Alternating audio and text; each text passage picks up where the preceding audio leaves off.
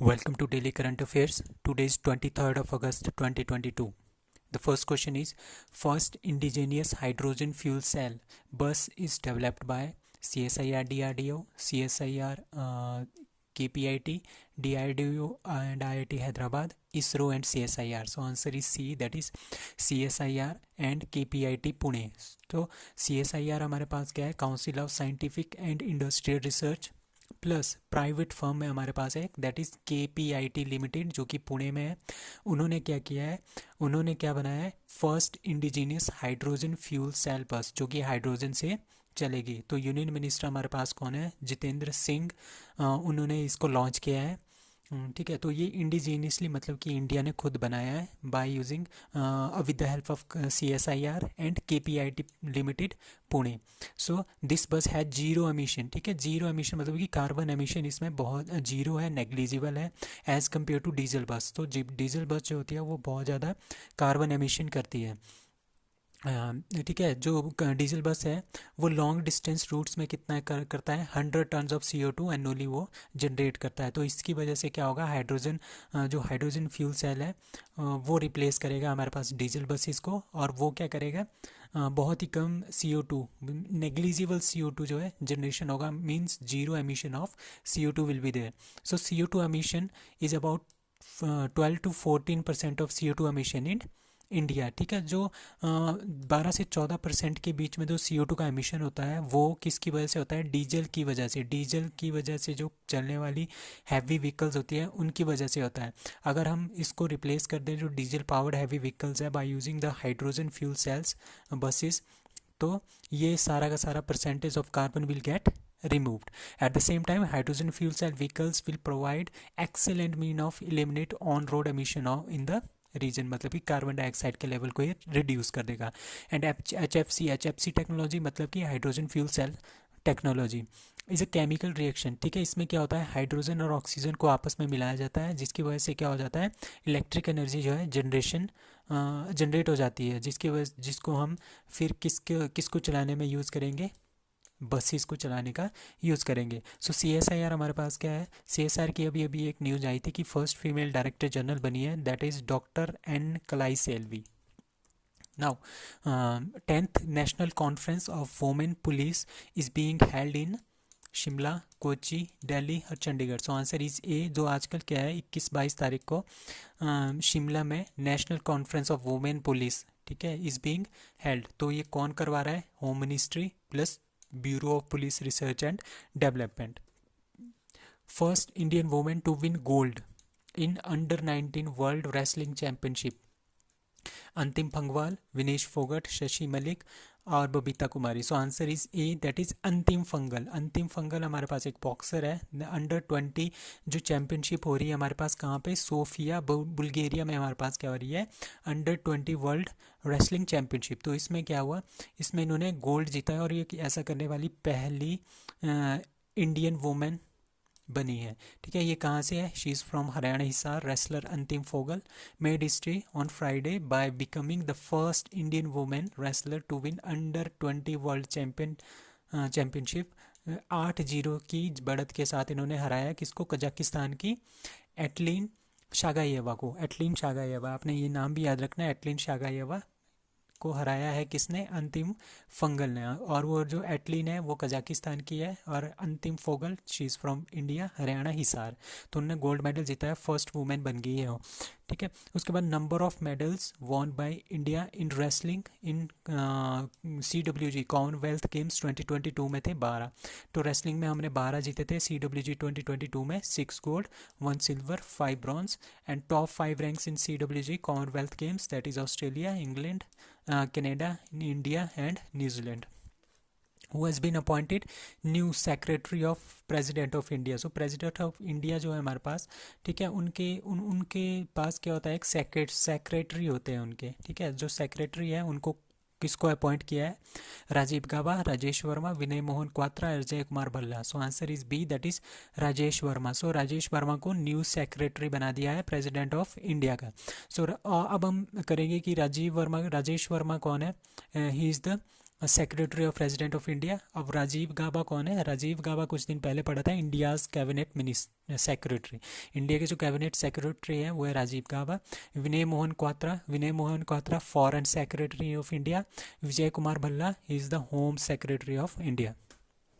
Now Chandigarh का जो international airport है has been renamed after Lala Lajpat Rai, Azad Chandrashekhar, Shaheed Bhagat Singh और Raja Ranjit Singh. So answer is C, that is Shaheed Bhagat Singh. तो पंजाब गवर्नमेंट ने क्या किया है? पंजाब गवर्नमेंट ने एक बिल पेश किया था अपनी विधानसभा में कि जो चंडीगढ़ का जो एयरपोर्ट है उसका नाम रखेंगे Shaheed Azam Sardar Bhagat Singh international airport Mohali.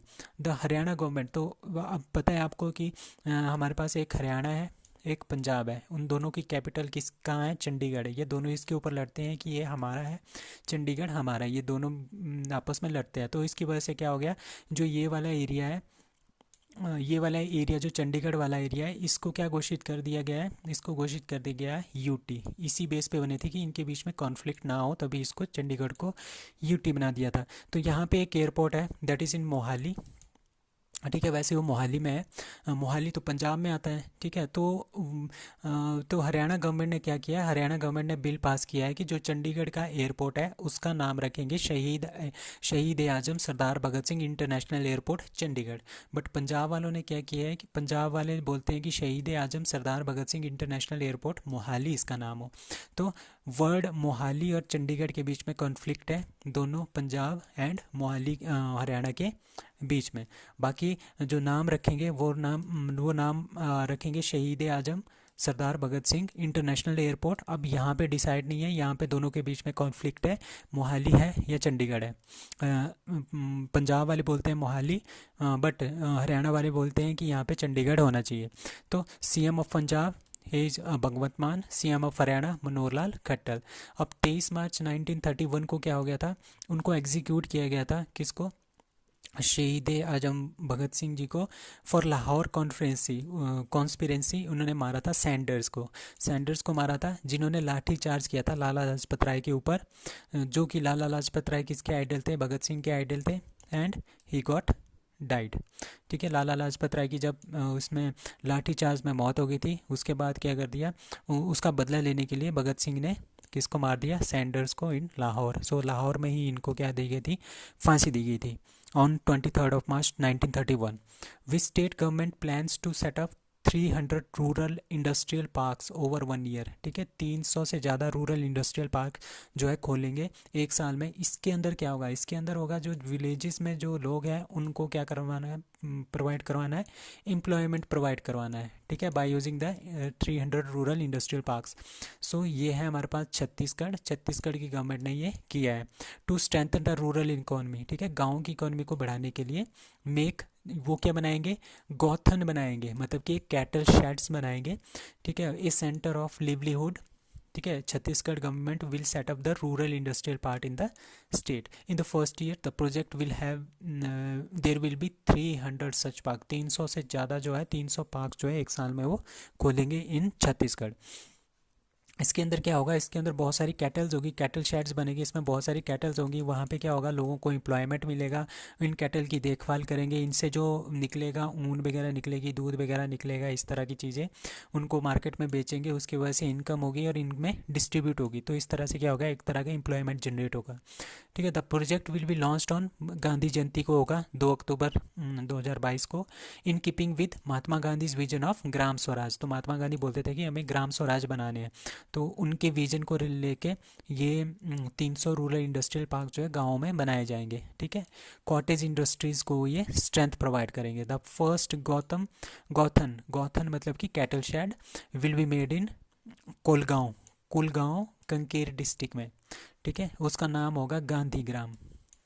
The district, ये भी आपने याद रखना है, गांधीग्राम उसका नाम होगा, जो फर्स्ट जो रूरल इंडस्ट्रियल पार्क बनेगा, ठीक है। द डिस्ट्रिक्ट एडमिनिस्ट्रेशन भी इसमें पार्टिसिपेट करेगी, with women self help group भी इसमें ऐड करेंगे, ये दोनों काम करेंगे और ये बनाएंगे इस तरह के पार्क्स। अब 100% फीमेल ओन्ड इंडस्ट्रियल पार्क कहाँ पे है? That is in Hyderabad.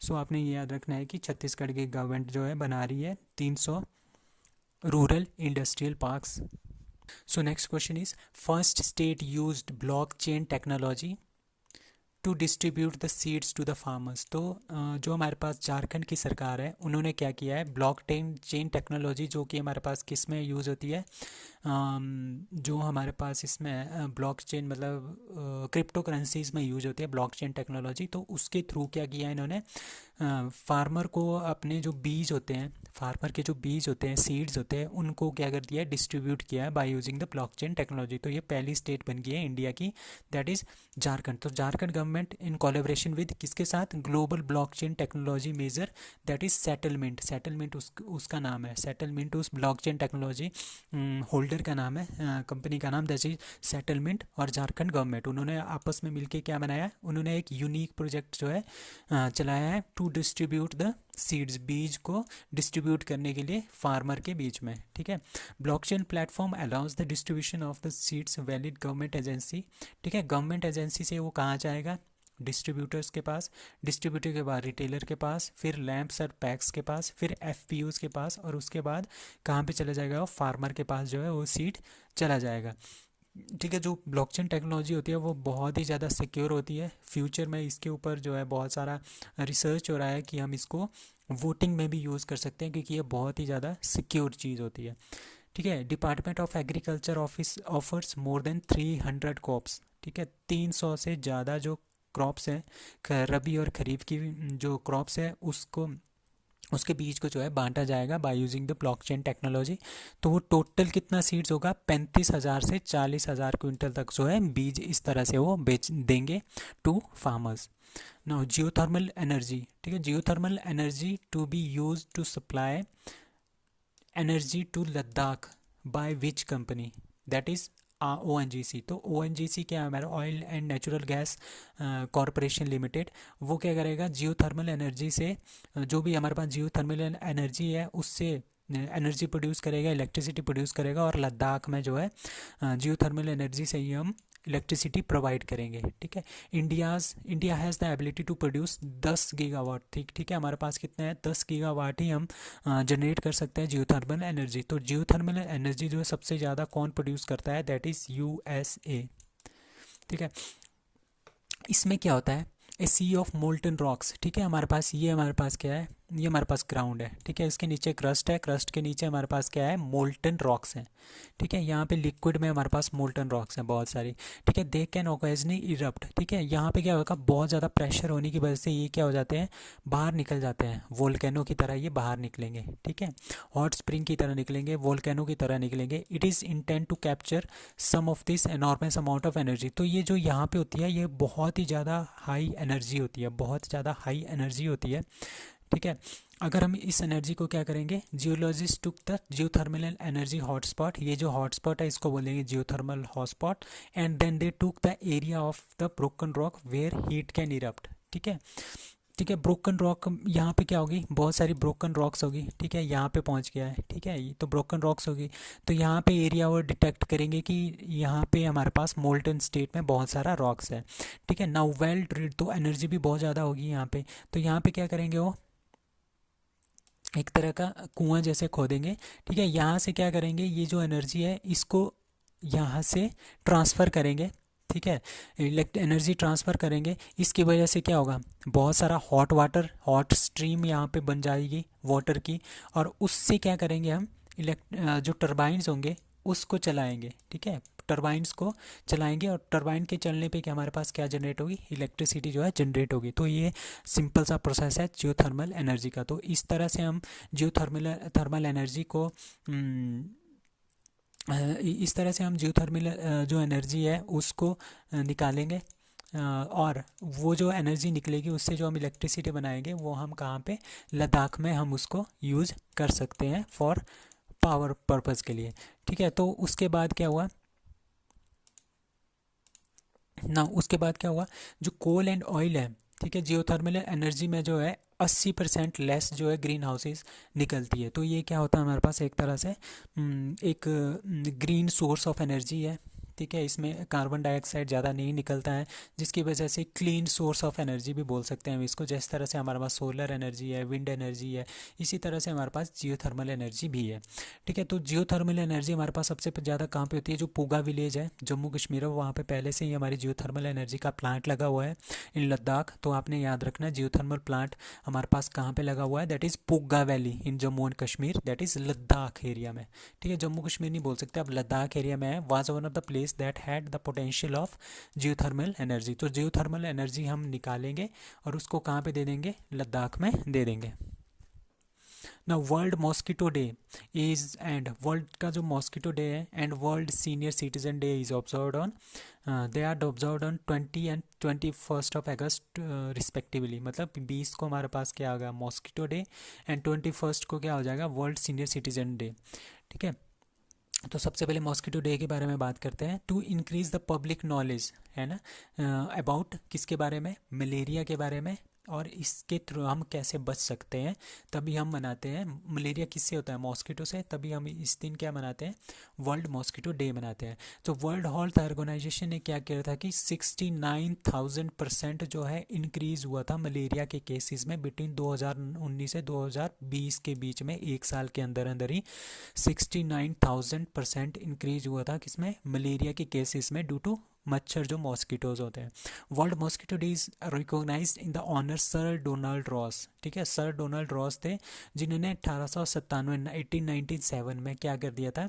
उन्होंने ये बोला था कि जो मॉस्किटोज़ हैं, ठीक है, जो फीमेल मॉस्किटोज़ हैं वो जो है, और जो मॉस्किटोज़ हैं वो मलेरिया फैलाते हैं। ठीक है, और इसको उन्होंने ये भी बताया था कि जो फीमेल मॉस्किटोज़ हैं वही मलेरिया जो है फैलाते हैं। तो इसके लिए, इस स्टडी के लिए, इस स्टडी के बिहाफ में क्या कर दिया था इन्होंने? 20 जो अगस्त है को वर्ल्ड मॉस्किटो डे जो है मनाया था। ठीक है, to increase the public knowledge about mosquito and malaria to prevent it. ठीक है, वर्ल्ड सीनियर सिटीजन डे कब मनाया जाता है? It celebrated on 21 of every year. It is also known as national senior citizen day of United State. Now, India has done a deal of $3 billion with which country to buy MQ-9B drones। ठीक है, तो ये किया है हमारे पास Russia के, sorry USA के साथ। यूएसए से हम क्या परचेज करेंगे? MQ-9B drones of $3 billion.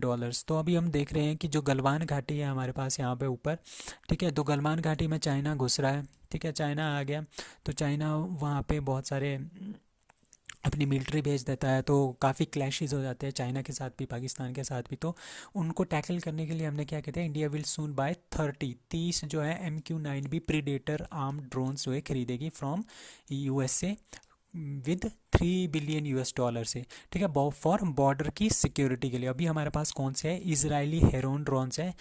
Heron drone अगर पूछे तो किस कंट्री के हैं? दैट इज़ इजरायली है। उनको आप अपग्रेड भी कर सकते हैं। ठीक है, उसमें मिसाइल्स वगैरह भी लगा सकते हैं। द MQ-9B जो है उसके 2 वेरिएंट है, एक हमारे पास स्काई गार्डियन है, एक सी गार्डियन। दैट इज़ एक हम स्काई में यूज़ कर सकते हैं एयरफोर्स में, और एक हम नेवी में यूज़ कर सकते हैं। सो नेवी वाला जो वर्जन है 2 MQ-9B जो सी गार्डियन ड्रोन्स हैं वो हमारे पास पहले से हैं, और हमने लीज़ पे दिए हैं, बट हम उसको ओन नहीं करते हैं, वो हमारा नहीं है, वो हमने लीज़ पे लिया है 2020 में। ठीक है, अब हमारे पास 24 number of MH-60 Romeo helicopter. एक दिन पढ़ा था हमने कि MH-60 रोमियो हेलीकॉप्टर हम कहाँ से ले रहे हैं? यूएसए से ले रहे हैं। तो उनका जो इंस्टॉलमेंट्स हैं वो आना स्टार्ट हो गए हैं। जो 24 हम MH-60 रोमियो हेलीकॉप्टर्स लेंगे, तो हम क्या लेंगे? MQ-9B जो ड्रोन्स हैं वो हम कहाँ से ले रहे हैं? दैट इज़ फ्रॉम यूएसए से हम ये सब ले रहे हैं।